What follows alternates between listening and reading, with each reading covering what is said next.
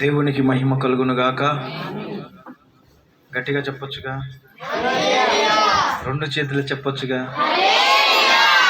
స్వరం ఎత్తి చెప్పొచ్చుగా. హల్లెలూయా. స్తోత్రం బట్టి అర్థమవుతుంది దేవుడు మిమ్మల్ని ఎంతగా ఆదరిస్తున్నాడో, ప్రభువు ఎంతగా బలం పొందుకొని సాగుతున్నారు. అందుని బట్టి దేవునికి మహిమ కలుగునుగాక. హలో,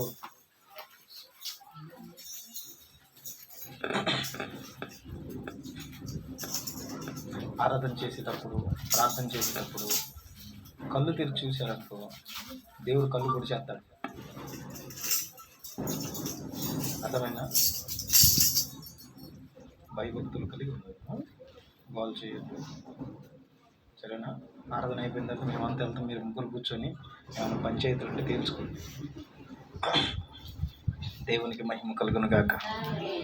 చిన్న మాట చదువుకొని దేవుని వాక్యాన్ని మనం ధ్యానం చేసుకుందాం. యోబు గ్రంథం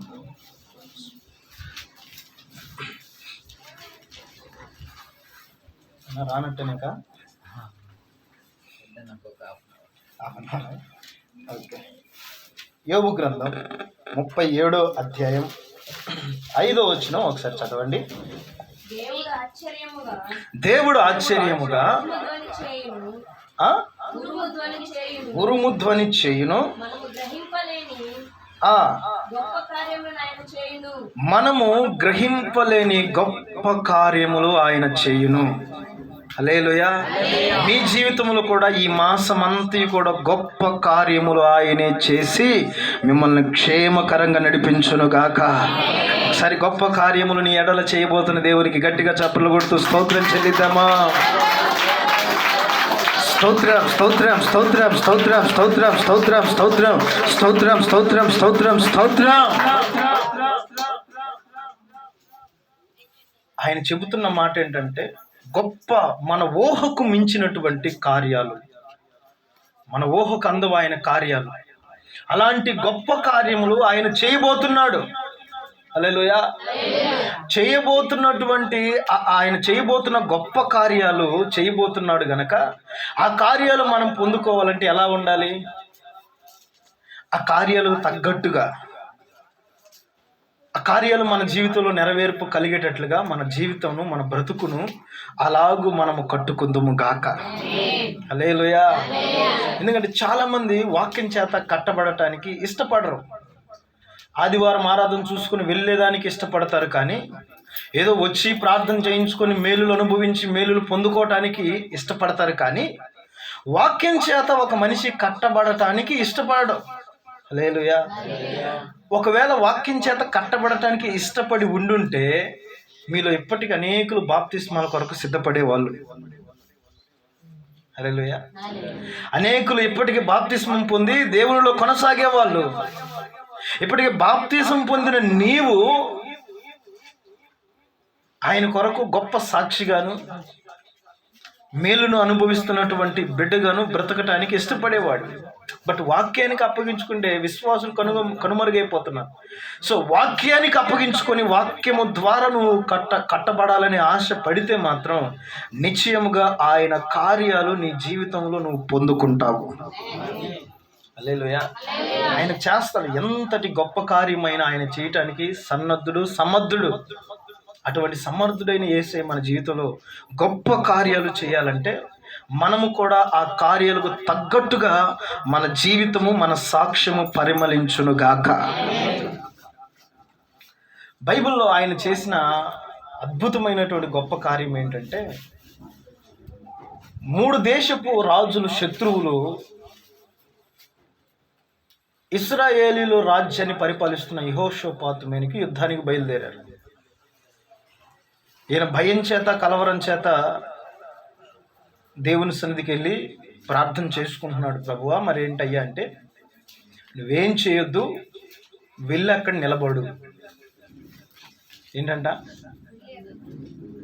నువ్వేం చేయొద్దు, వెళ్ళి అక్కడ నిలబడు, సమస్తం నేను చూసుకుంటాను అన్నాడు. హల్లెలూయా. 1,00,000 రూపాయలు అప్పు ఇవ్వాలండి. ఆయన ఫోన్ చేశాడు, లేకపోతే కేసు పెడతానన్నాడు. నువ్వు భారంగా ప్రార్థన చేస్తున్నావు, మంచిగా ప్రార్థన చేసుకొని, కన్నీళ్లతో ప్రార్థన చేసుకొని, ప్రభు దగ్గర నుంచి సమాధానం పొందుకొని ఆ వ్యక్తి దగ్గరికి వెళ్ళి నిలబడ్డావు అనుకో, నువ్వు ప్రార్థన చేసుకోకుండా వెళ్ళి ఆ వ్యక్తి దగ్గర నిలబడితే ఆ వ్యక్తికి ఇంకా నీ మీద కోపం రేగిద్ది. ఎప్పుడు కడతావని నానా బూతులు నానా మాటలు అంటాడు.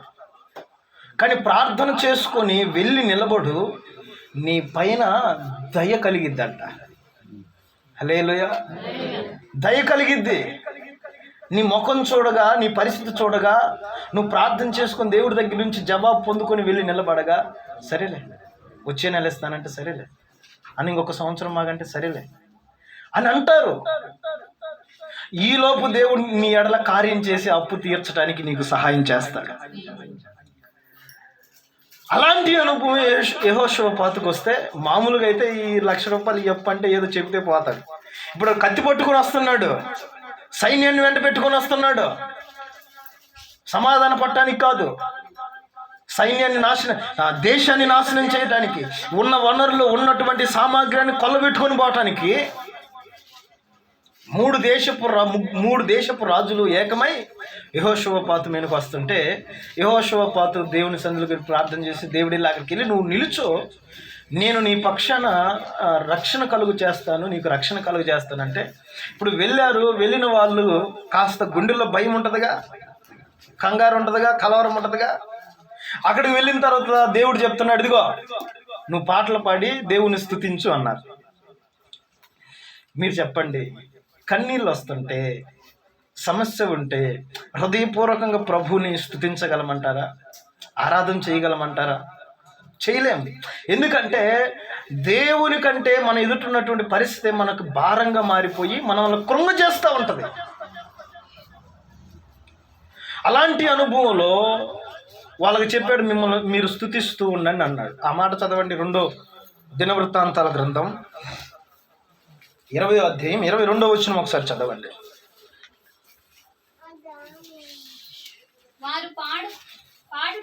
వారు పాడుటకును స్తుతించుటకును మొదలు పెట్టగా, యెహోవా యోధా వారి మీదకి వచ్చిన అమ్మోనీయుల మీదను, మోయాబీల మీదను, షేయూరు మన్యవాసుల మీదను మాటుకాండ్రను పెట్టెను గనుక వారు హతులైరి. గట్టిగా చప్పట్లు కొట్టి ప్రభు నామని మహిమపరుద్దామా? గట్టిగా గట్టిగా గట్టిగా దేవునికి మహిమ కలుగును గాక.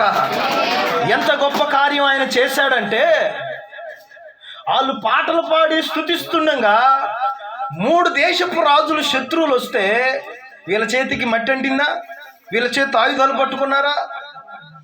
శత్రువు మీద రంకెలేసారా? ఏమీ చేయలేవేమి.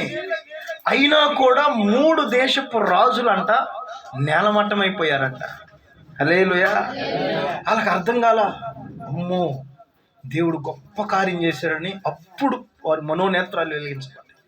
ఇంకా అద్భుతమైన కార్యం ఏంటంటే, వాళ్ళని దేవుడు నాశనం చేసిందే కాకుండా, వాళ్ళని చంపిందే కాకుండా, వాళ్ళ పైన జయమిచ్చిందే కాకుండా ఇంకొక అద్భుతమైన కార్యం ఉంటుంది. 25వ వచనం చదువు, అదే అధ్యాయం. యెహోషాపాతును అతని జనులను వారి వస్తువులను దోచుకొనుటకు దగ్గరకు రాగా, వారి శవముల యొద్ద విస్తారమైన ధనమును, ప్రశస్తమైన నగలను కనబడెను. వారు తమకిష్టమైనదంతయు తీసుకొని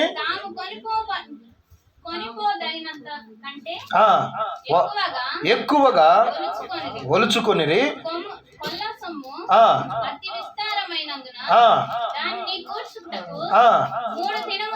మూడు దినములు పట్టిన. హల్లెలూయా.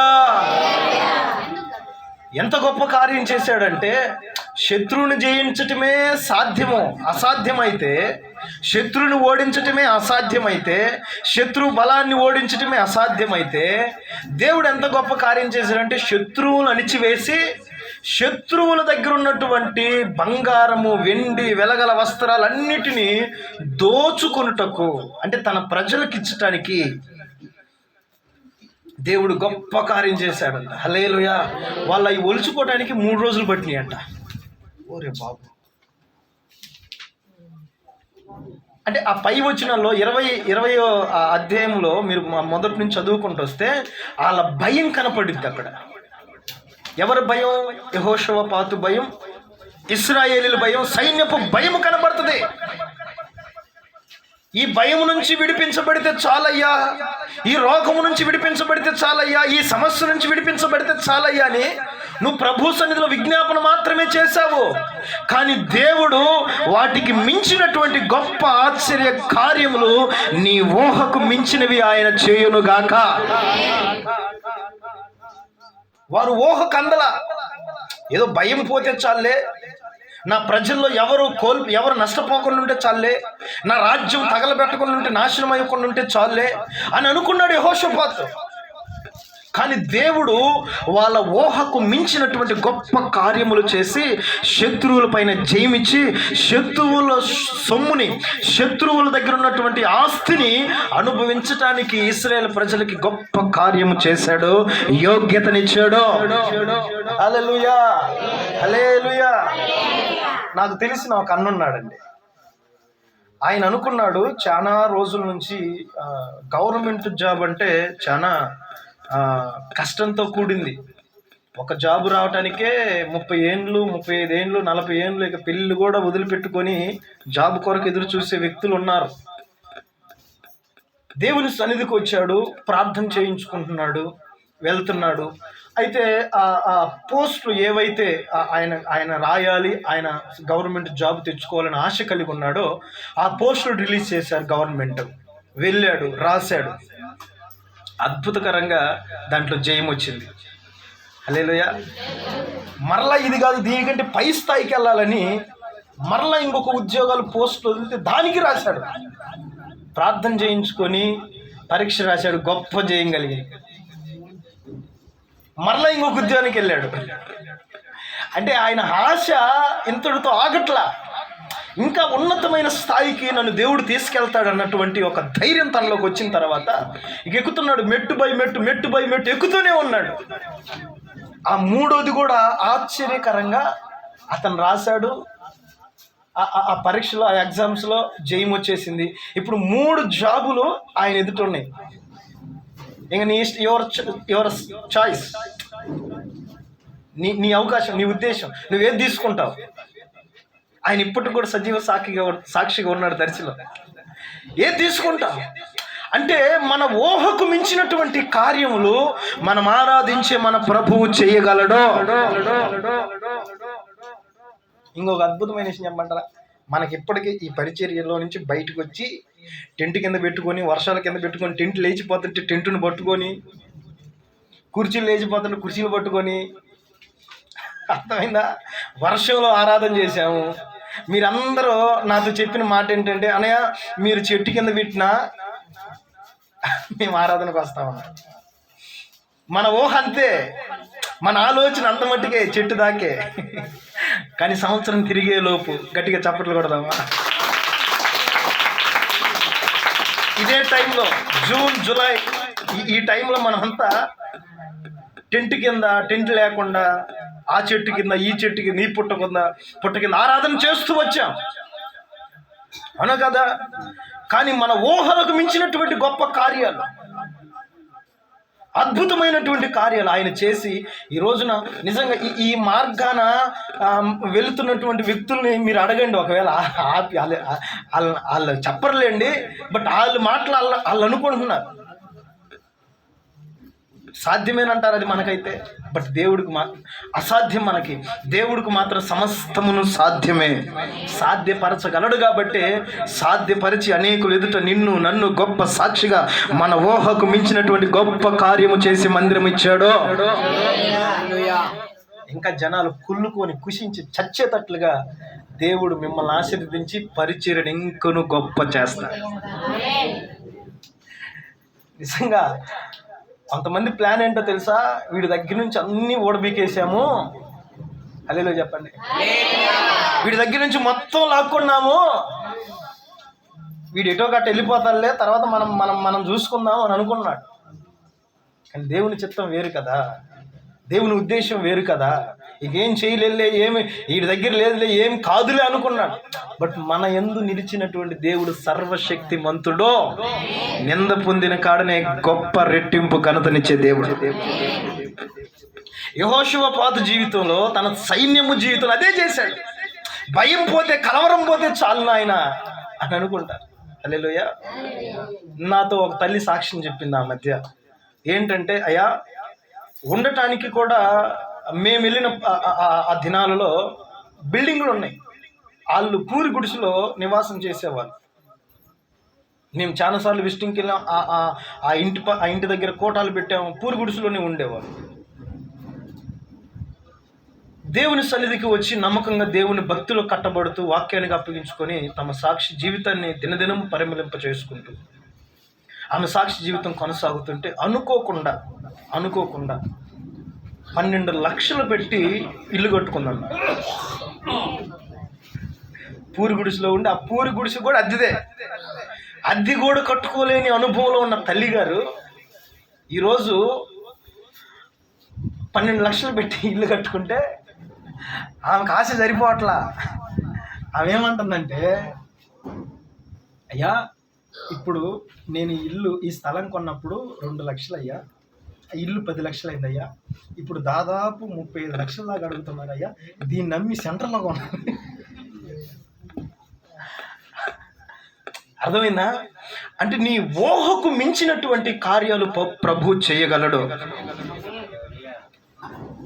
ఎందుకంటే బైబిల్లో ఒక వ్యక్తి చనిపోయి ఆ వ్యక్తి పాడిని మోసుకుంటూ పోతున్నారు. మీరు చెప్పండి, మనిషి దగ్గరికి మరణం వచ్చిన తర్వాత మరణం నుంచి విడిపించుకోగలిగినటువంటి నాథుడు ఎవరైనా భూమి మీద ఉన్నారంటారా? ఫిక్స్ అయిపోతాడు. ఆడు ఆల్రెడీ మరణ దూతలు కనపడతా ఉంటారు. ఇంక చిన్నోన్న పెద్దోన్న పిలిచి, నాయనా ఇదిగో జాగ్రత్తగా ఉండండిరా, ఆడు చిన్నోడు, ఆడు పెద్దోడు, ఆడు జ్ఞానం లేనివాడు, జ్ఞానం కలిగినవాడు, అంతా సర్దుకొని పోండిరా అని చెప్పే సూచనలు ఉంటాయి. ఆ మనిషికి మరలా ఆశలు చిగురించగలవా?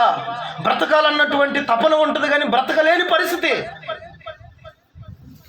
ఎటువంటి ఆశ్చర్య కార్యం ప్రభు చేశాడంటే, సమాధికే ఇక పరిమితం అయిపోతానేమో,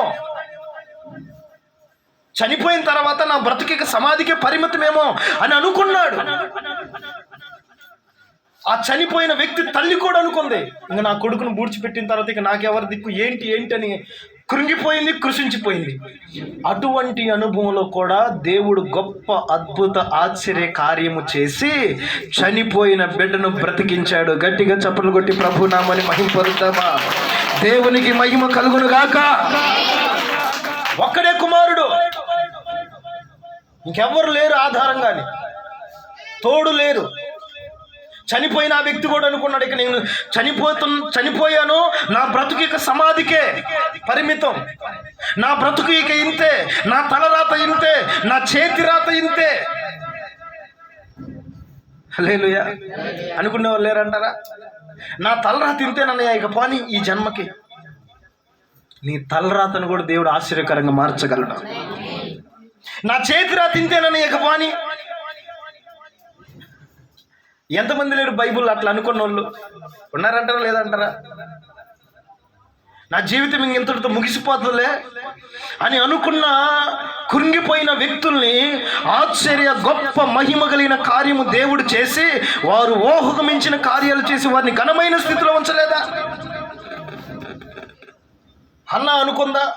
ఏ రోజైనా ఒక మగబిడ్డకి జన్మనిచ్చి నా నిందను పోగొట్టుకుంటానని అనుకుందా?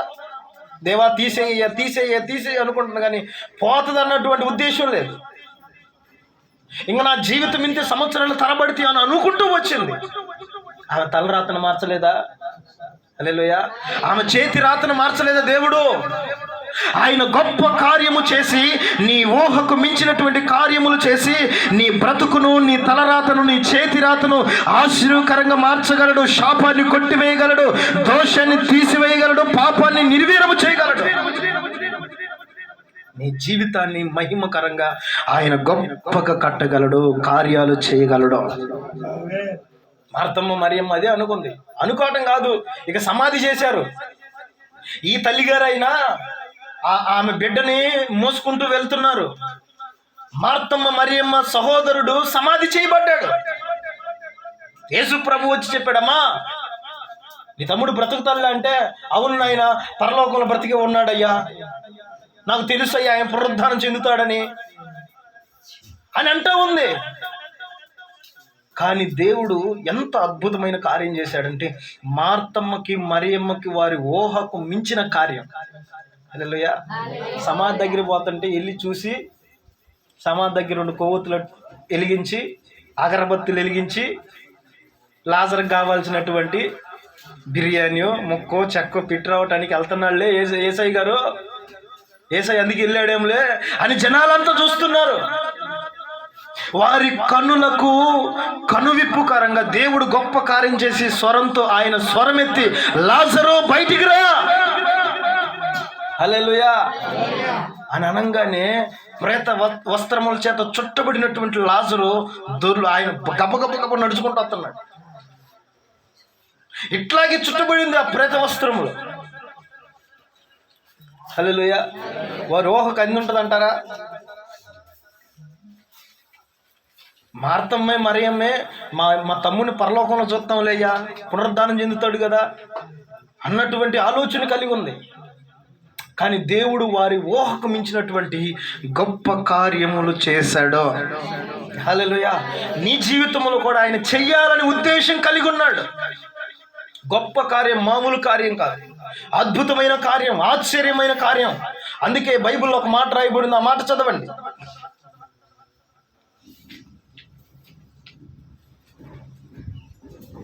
ద్వితీయోపదేశకాండం 10వ అధ్యాయం 21వ వచనం చదవండి.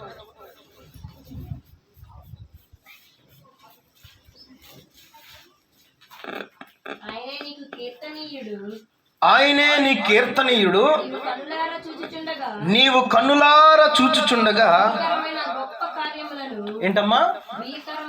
భీకరమైన గొప్ప కార్యములు నీ కొరకు నీ చేసిన దేవుడు ఆయనే. హల్లెలూయా.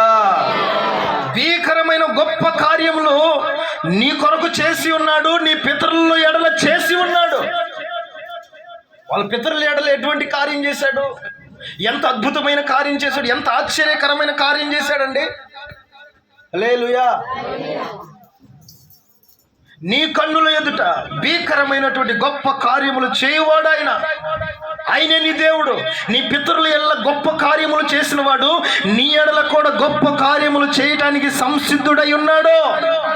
ఎలాంటి గొప్ప కార్యాలండి? ఒక పక్క మరణ ఘోష, దేశమంతా కూడా మరణ దూత సంచారం చేస్తూ ఉంది.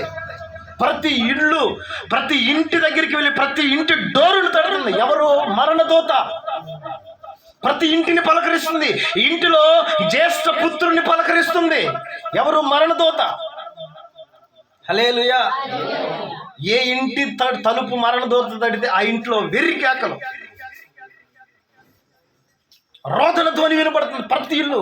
ఇప్పుడు ఒక ఇంట్లోనే అలాంటి ధ్వని వినపడితే దేశం మొత్తంలో ప్రతి జ్యేష్ఠ పుత్రుడు మరణిస్తుంటే మనుషుల స్థితిగతి ఎలా ఉంటుంది ఆలోచన చేయండి. ఎంత ఘోష వినబడి ఉంటుంది, ఎంత ఆక్రందన, ఎంత ఆవేశ, ఎంత ఆ భారము కలిగినటువంటి దుఃఖం జనాలకు వినపడి ఉంటుంది. హల్లెలూయా. ఇప్పుడు ఒక కుటుంబంలో కూర్చొని రోదన కన్నీళ్లు విడుస్తుంటే ఇశ్రాయేలు ప్రజలు ఏం చేశారో తెలుసా? హల్లెలూయా. ఇశ్రాయేలు ప్రజలు ఏం చేశారు? వారు సంతోషంగా, సమాధానకరంగా వారు ఇదిగో వండుకుంటున్నారు, తింటున్నారు, సంతృప్తి చెందుతున్నారు. ఆ వండుకొని తిన్నది జాగ్రత్త చేసుకొని ఇక ఐగుప్తు నుంచి విడిచిపెట్టి కానానుకు ప్రయాణం అవ్వాలని సిద్ధపడుతున్నారు. హల్లెలూయా. అంటే సిద్ధపడుతున్నారంటే మీకు తెలియదేమో కదండి. హాస్టల్లో అమ్మా నాన్న కొట్టి హాస్టల్లో 2-3 సంవత్సరాలు వేసిన తర్వాత వాడు అంటే దాన్ని ఏమంటారు, అక్కడ వాడు తరగతి అయిపోయి వేరే కాలేజో వేరే దాంట్లో చేరటానికి వాడు విడుదల అవుతుంటే వాడి సంతోషాన్ని మీరు ఆపలేరండి. ఎందుకంటే ఇంటి దగ్గర పిల్లలతో ఆడుకోవాలి, ఇంటి దగ్గర అమ్మ వాళ్ళతో ఉండాలి, ఇంటి దగ్గర అది ఇది అలా చేయాలని ఎంత ఉత్సాహమో, ఎంత సంతోషమో. ప్రతి ఒక్కరి జీవితంలో కూడా దేని చేత బంధించబడి ఉంటే దాంట్లో నుంచి విడుదల పొందలేకపోతుంటే దేవుని కృపను బట్టి, దేవుని దయను బట్టి స్వస్థత పొంది విడుదల పొందుతుంటే ఆనందం ఎట్లా ఉంటుంది? తల్లిగారికి ఆరోగ్యం వచ్చింది కాబట్టి అట్టిపండ్లు తెచ్చింది. అయినా క్షేమంగా ఉన్నదని, ధైర్యంగా ఉన్నదని, బలంగా ఉన్నదని ఆ సంతోషాన్ని వ్యక్తపరచుకోవడానికి అట్టిపండ్లు తెచ్చింది. మరి ఇశ్రాయేలు ప్రజలు 400 ఏండ్లు బానిసత్వంలో ఉంటే వాళ్ళు విడుదల పొందటానికి, విమోచించబడటానికి ఆ సమయం వచ్చినప్పుడు ఎలా ఆశ ఉంటుందండి? ఉండదా? ఒక పక్కేమో ఇశ్రాయేలు ప్రజలంతా సంతోషిస్తుంటే మరొక పక్క ఏం జరుగుతుంది? ఐగుప్తు దేశం అంతా రోదన ధ్వని వినబడుతుంది. అంటే కుటుంబంలో మొదటి పుట్టిన పుత్రుడు, జ్యేష్ఠ పుత్రుడు చనిపోతున్నాడు. ఎంత గొప్ప కార్యం మీరు చెప్పండి. ఆనందంతో, సంతోషంతో. ఇంకా మీరు ఆ బైబిల్లో ఆ 10 తెగుళ్ళు జరిగిన ఆ సందర్భాలలో ఐగుప్తు మేనికి ఆ తెగుళ్ళు వచ్చాయంట, కానీ ఇశ్రాయేలీలు నివసించే ఆ ప్రాంతంలోనికి ఆ తెగుళ్ళు రాలా. హల్లెలూయా. అంటే మాట ఇచ్చాడు దేవుడు, గొప్ప కార్యం చేసి, గొప్ప అద్భుతం చేసి, మిమ్మల్ని ఐగుప్తులో నుంచి నేను విడిపిస్తాను. హల్లెలూయా. దేవుడు వాళ్ళ ఊహకు మించిన కార్యం. ఇంకా వాళ్ళు ఒట్టి చేతులతో రాకూడదని దేవుడు వారిని ఎలాంటి అనుభవంలో నడిపించాడు? ఒకసారి కీర్తన గ్రంథం చదవండి. 105వ కీర్తన 37వ వచనం ఒకసారి చదవండి. అక్కడ నుండి తన జనులను వెండి బంగారములతో ఆయన రప్పించెను.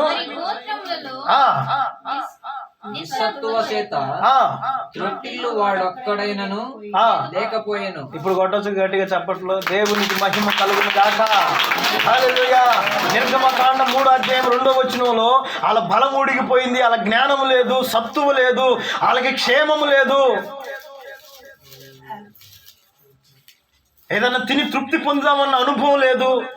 అటువంటి పరిస్థితుల్లో వాళ్ళు అనుకున్నారు, ఈ బానిసత్వం నుంచి మేము విడుదల పొందితే చాలు అని అనుకున్నారు. కానీ దేవుడు వారిని ఒట్టి చేతులతో ఐగుప్తు నుంచి తీసుకురాలా. హల్లెలూయా. వెండి బంగారాల చేత వారు తృప్తి పరచబడిన వారే ఐగుప్తు నుంచి దేవుడు వారిని తీసుకొని వచ్చాడు. హల్లెలూయా. అంటే నువ్వు అనుకునేది ఒకటి, దేవుడిని ఎడల చేసేది బహు గొప్పది. ఇది వాళ్ళ ఊహలో లేదు, ఇది వారి ఆలోచనలు లేదు. వాళ్ళు అనుకున్నారు, మేము ఈ బానిసత్వపు సంఖ్యల నుంచి విడిపించబడితే చాలే అనుకున్నారు, మాకు ఈ కష్టం నుంచి విడుదల పొందితే చాలే అనుకున్నారు. హల్లెలూయా. ఇంకొక విషయం చెప్పమంటారా? శత్రువు మీద విజయం ఇచ్చాడంటే దేవుడు. హల్లెలూయా. మొన్నటి దాకా వాళ్ళు ఏమనుకున్నారు తెలుసా? భయంకరంగా కొరడాలతో కొడతంటే, చిత్రహింసలు చేస్తుంటే, విటుకులు చేయటానికి గడ్డి ఇవ్వకుండా, మట్టి ఇవ్వకుండా వాళ్ళు దూర ప్రాంతం నుంచి తెచ్చుకుంటూ కష్టపడుతూ భయంకరమైన హింసలు పడుతుంటే ఐగుప్తీయులంతా చూసి ఇశ్రాయేలీయుల్ని హేళన చేస్తూ నవ్వుకున్నారంట. వాడికి అట్లా జరగాలి అంటే మనం చెప్పే కదా సైకోయిజం అంటారు చూడు, అలాంటి సంతృప్తి చెందారు.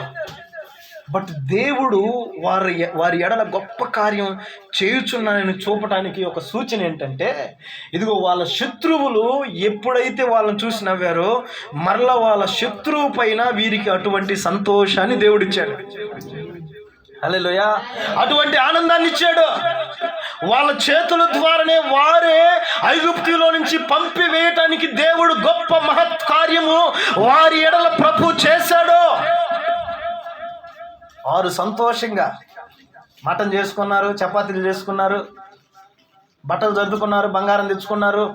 ఒక్కొక్కటి ఇంట్లో ఎన్ని తులాలు ఎన్ని కేజీలు ఉన్నాయో తెలియదు, కానీ వాళ్ళ ఆనందానికి అవధులు లేకుండా ఇక ప్రయాణం అయ్యారు. హల్లెలూయా. హల్లెలూయా. ఆ ఐగుప్తు దాటి ముందుకొచ్చారు, ఎర్ర సముద్రం వచ్చింది. ఇక ఆలోచన చేస్తున్నాడు, దీన్ని ఎట్లా, లేకపోతే దీనికి ఇంకొక ఏమైనా మార్గం ఉందా, ఇంకో కోణంలో ఏమైనా పోవచ్చా? హల్లెలూయా అని ఆలోచన చేశారు. బట్ వారి ఊహకు మించినటువంటి గొప్ప కార్యం ఎర్ర సముద్రాన్ని పాయలు చేశాడండి. హల్లెలూయా. అలాంటి గొప్ప కార్యాలు మన పితరుల ఎడల జరిగిస్తూ వచ్చాడు. మన ఎడల జరగాలంటే ఒక మాట చదవండి. మొదటి సమూయేలు గ్రంథం 12వ అధ్యాయం 24వ వచనం చదవండి. ఆయన మీ కొరకు ఎన్ని గొప్ప కార్యములను చేసెను. ఇప్పటిదాకా మన పితరుల ఎడల గొప్ప కార్యములు, వాళ్ళ ఊహకు మించిన కార్యములు చేస్తూ వచ్చాడు. మన ఎడల మన ఊహకు మించినటువంటి గొప్ప కార్యములు ఆయన చెయ్యాలి అంటే అన్న ఇప్పుడు చదవండి. అది మీరు తలంచుకొని మొదటి నుంచి చదవన్నా. ఆయన మీ కొరకు ఎన్ని గొప్ప కార్యములు చేసెను. అది మీరు తలంచుకొని మీరు యెహోవా యందు భయభక్తులు కలిగి ఉండుదురుగాక. గట్టిగా చప్పట్లు కొట్టి ప్రభు నామని మహింపరుద్దామా. దేవునికి మహిమ కలుగునుగాక. హల్లెలూయా. ఆయన ఎన్నో మీ కన్నులు ఎదుట, మీ పితరులు ఎదుట గొప్ప కార్యములు చేస్తూ వచ్చాడు. మీ ఎడల ఆయన గొప్ప కార్యములు జరగాలంటే, మీరు ఆయన చేసే గొప్ప కార్యాలు పొందుకోవాలి అంటే, మీరు ఆయన యందు భయభక్తులు నిలుపుదురుగాక. ఎవరు పొందుకుంటారయ్యా? ఎవరి ఎడల నీ ఊహకు, లేకపోతే వాళ్ళు ఊహకు మించిన ప్రభు ఆ గొప్ప కార్యాలు చేస్తాడంటే, ఆయన యందు భయభక్తులు కలిగిన వారి ఎడల ఆయన గొప్ప కార్యములు చేస్తాడు. హల్లెలూయా. భయభక్తులు అంటే మీరేమనుకుంటున్నారు? భయభక్తులు కలిగి ఉండటం అంటే, అనయ్య మేము భయభక్తులు కలిగే ఉన్నాగా, బైబుల్ పట్టుకొని వస్తున్నాం, చక్కగా రెడీ అయ్యి వస్తున్నాం, టయానికి వస్తున్నాం, ఆరాధనకు వస్తున్నాం, కానుక వేస్తున్నాం, వెళ్తున్నాం, మరలా మీరు అన్నీ ఏ కార్యక్రమం చెప్పినా చేస్తూ ఉన్నాం, ఇదేనని మనం అనుకుంటాం భయభక్తులు. కానీ దేవుడు కోరుకునే భయభక్తులు ఏంటో తెలుసా? ఆయన కోరుకునే భయభక్తులు ఏంటంటే, ఆయన చెప్పిన మాటని నీ గుండెల్లో పెట్టుకొని నీ బ్రతుకును భయభక్తులతో నడిపించుకుంటావు. భయభక్తులతో నడిపించుకోవాలి. ఎవరి మాటను గుండెల్లో పెట్టుకొని? ఆయన చెప్పిన, దేవుడు చెప్పిన మాటలు, యేసు ప్రభు చెప్పిన ఆజ్ఞల్ని మన గుండెల్లో పెట్టుకొని ఆ ఆజ్ఞల ప్రకారం మన బ్రతుకును భయభక్తులు కలిగి కట్టుకోవాలి. ఆ ఆజ్ఞ నీ పాదములకు వెలుగై ఉంటది. ఇప్పుడు ఈ భయము, ఈ ఆజ్ఞ నీ హృదయంలో లేదనుకో, నీ గుండెల్లో భయం ఉండదు, భక్తి ఉండదు. ఇష్టం వచ్చినట్లుగా బ్రతకటానికి, మెచ్చినట్లుగా బ్రతకటానికి నువ్వు అప్పగించుకుంటావు.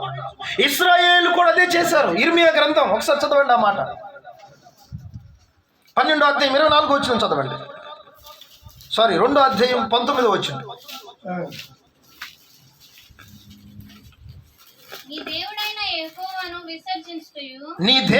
యెహోవాను విసర్జించుటయు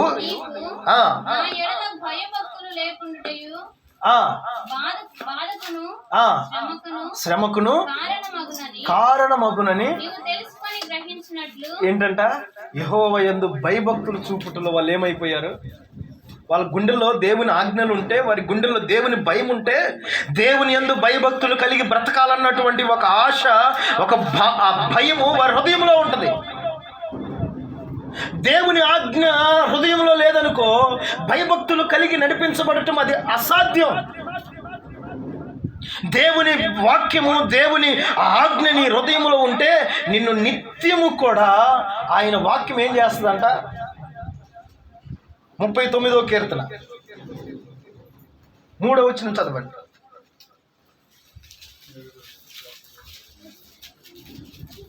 నా గుండె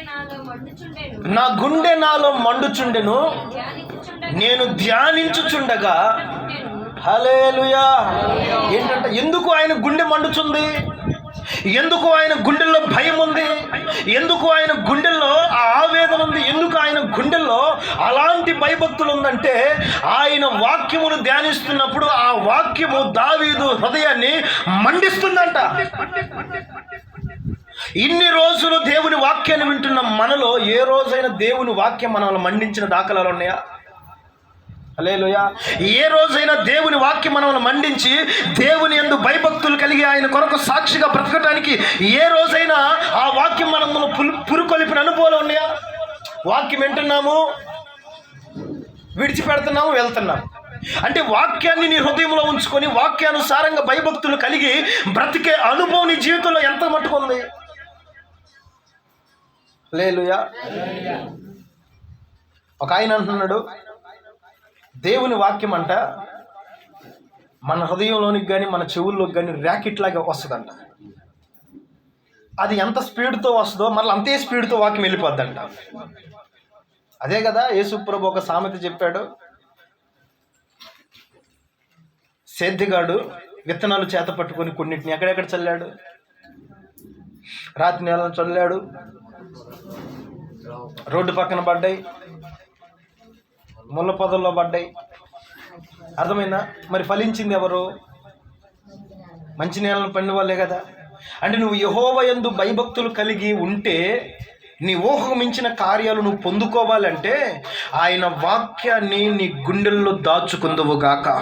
ఆయన వాక్యము చేత నువ్వు నిరంతరము మండించబడుదువుగాక. ఆయన వాక్యము చేత నిరంతరము ప్రభు కొరకు గొప్ప సాక్షిగా పరిశుద్ధాత్మ దేవుడి నిన్ను బ్రతికేటట్లుగా నీ సాక్ష్య జీవితాన్ని పరిమళింప చేయునుగాక. అంటే ఈ వాక్యం నీలో ఫలిస్తుంది, ఈ వాక్యం నీలో నెరవేరుతుందంటే నీలో ఉన్నటువంటి పాత స్వభావం ఉంటుంది చూడు, ఆ స్వభావము కనపడదు. అంటే ఏంటి ఆ పాత స్వభావము? పాత స్వభావం ఏంటి? ఇంతకుముందు ప్రతి చిన్నదానికి అలిగేవాళ్ళు,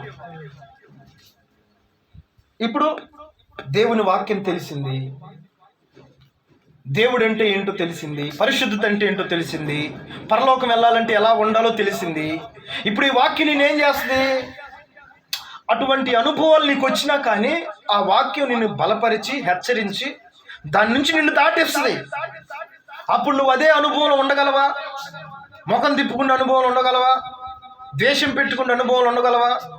మాట చెప్పినప్పుడు ఆ మాటను ధిక్కరించే అనుభవంలో నువ్వు ఉండగలవా? మాటకు లోబడతావు పాత స్వభావం పోతే. ఆ పాత స్వభావం పోవాలంటే దేవుని వాక్యం నీ హృదయంలో మండాలి. అప్పుడు నీలోనికి భయభక్తులు వస్తుంది. ఈ వాక్యం నీలో మండట్లేదనుకో, ఈ వాక్యం నేను కదిలించట్లేదనుకో, దేవుని వాక్యము నువ్వు ఇంతకు ముందు ఎలా ఉన్నావో అలాగే ఉన్నావు. కాకపోతే మనిషి మాత్రమే ఏడుంటావు. నీ హృదయం అంతా కూడా లోకంతో నింపబడి ఉంటుంది. నీ హృదయం అంతా కూడా నీ చిత్తమే, నీ ఆలోచన, నీ ఉద్దేశములే నీ ఆలోచన ప్రకారం నింపబడి నడిపించబడతావు. దేవుడు చెప్పిన దానికి నువ్వు నడిపించబడవు. హల్లెలూయా. ఇప్పుడు అంత అద్భుత కార్యములు చేశాడు కదా, ఐగుప్తు నుంచి విడిపించాడు, శత్రువు భయం నుంచి విడిపించాడు. అంతగా విడిపించినా కూడా వారు రాను రాను రాను రాను దేవుని ఆజ్ఞలకి వారు విధేయులయ్యారా? అవిధేయత చూపారు కదా, సనిగారు కదా, గొనిగారు కదా. మరి ఎందుకని పాత స్వభావాన్ని పోగొట్టుకోలేకపోయారు? అయ్యో, దేవుడు సంఖ్యలలో నుంచి విడిపించాడే, శ్రమలలో నుంచి విడిపించాడే, కన్నీళ్ళలో నుంచి విడిపించాడే, వ్యాధులలో నుంచి విడిపించాడే, ఆ భయంకరమైనటువంటి కొలిమిలో నుంచి నన్ను విడిపించాడే. నా బ్రతుకును మార్చుకొని దేవుడు చెప్పినట్లుగా నేను బ్రతకాలని ఒక తీర్మానంలోనికి ఎందుకు రాలేకపోయారు అంటే వాళ్ళ పాత స్వభావం. హల్లెలూయా. పాత స్వభావం అంటే వాళ్ళు లెగిస్తే ఐగుప్తులు కీరకాయలు లేవా, దోసకాయలు లేవా? లెగిస్తే ఐగుప్తుల సమాధులు లేవా? అంటే నువ్వు సమాధి చేసి వచ్చిన వాటిని మరలా గుర్తు చేసుకుంటున్నావు. అంటే ఏం సమాధి చేసి ఉంటావు? కొన్ని పద్ధతులు, కొన్ని ఆచారాలు, కొన్ని అలవాట్లు, కొన్ని దేవునికి అయిష్టమైన అన్నీ కూడా నువ్వు బాప్తిసం పొందిన కాడి నుంచి, లేకపోతే దేవుని కలిగిన కాడి నుంచి అన్నింటినీ సమాధి చేసావు. ఇప్పుడు మరలా అదే సమాధిని గుర్తుకుంటున్నావు. హల్లెలూయా. ఇప్పుడు మరలా అదే అనుభవంలోనికి వెళ్ళాలని ఆశపడుతున్నావు. నీ ఊహకు మించినటువంటి గొప్ప కార్యములు ప్రభు చెయ్యాలి అంటే వారి ఎడల చేశాడు అవి తలంచుకొని యెహోవా యందు భయభక్తులు కలిగి నీవు ఉండాలి.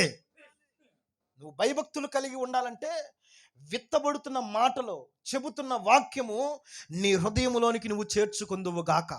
కఠినపరచుకోవద్దు నీ హృదయాన్ని. దేవుని వాక్యాన్ని రాకుండా, దేవుని వాక్యము నీ హృదయంలో నివాసం చేయకుండా నువ్వు ఆటంకపరచొద్దు. దేవుని వాక్యం నీ వద్దకు వచ్చిందా, ఆ వాక్య ప్రకారం బ్రతకటానికి నీలోని ఒక గొప్ప తీర్మానం రావాలి. దేవుని వాక్యం నీ దగ్గరికి వచ్చిందా, దానికి లోబట్టడానికి నువ్వు విధేయత చూపాలి. దేవుని వాక్యం నీ దగ్గరికి వచ్చిందా, దానికి లొంగిపోవటానికి నువ్వు తీర్మానంలోనికి రావాలి. ఆ వాక్యమేలే నా బ్రతుకేలే అని అనుకుంటే నీ ఊహకు మించిన గొప్ప కార్యములను నువ్వు పొందుకోలేవు, చూడలేవు. నతానేలుతో అంటాడు దేవుడు, చెట్టు కింద కూర్చుంటే ఆ చెట్టు కింద కూర్చొని అంజూర పండ్లు నేరేడు పండ్లు ఏ తింటా ఉంటే దేవుడు అక్కడికి వచ్చి, ఇదిగో నువ్వు ఇది చేసావు అది చేసావు అంటే, అబ్బా ప్రభు నీకు ఎలా తెలుసు అయ్యా, నువ్వు నిజంగా మిస్ అయ్యవేనయ్యా, నువ్వు నిజంగా యేసు ప్రభువేనా. ఆ యేసు ప్రభు అంటాడు, ఇదిగో వీటికంటే గొప్ప కార్యాలు నువ్వు చూస్తావన్నాడు, పొందుకుంటావన్నాడా. హల్లెలూయా. విమానం పోతుంది, అబ్బా ఎక్కితే బాగుండు అనుకుంటే ఎక్కితే బాగుంటుందా, చూస్తే బాగుంటుందా? మీరు చెప్పండి, అవునా కదా? అదే కదయ్యా. ఇప్పుడు దేవుడు అంటాడు, నువ్వు అనుభవిస్తావు నేను చేసే గొప్ప కార్యాలు. నువ్వు అనుభవించాలి అంటే నా మాటలు, నా ఆజ్ఞలు నీ హృదయంలో నీరు కట్టి ఫలిస్తూ ఉండాలి. నతానేలు అంటాడు, అబ్బా నువ్వు గొప్ప దేవుడు అయ్యా, గొప్ప దేవుడే, కానీ నువ్వు కార్యాలు మాత్రమే చూస్తావు, పొందుకోలేవు.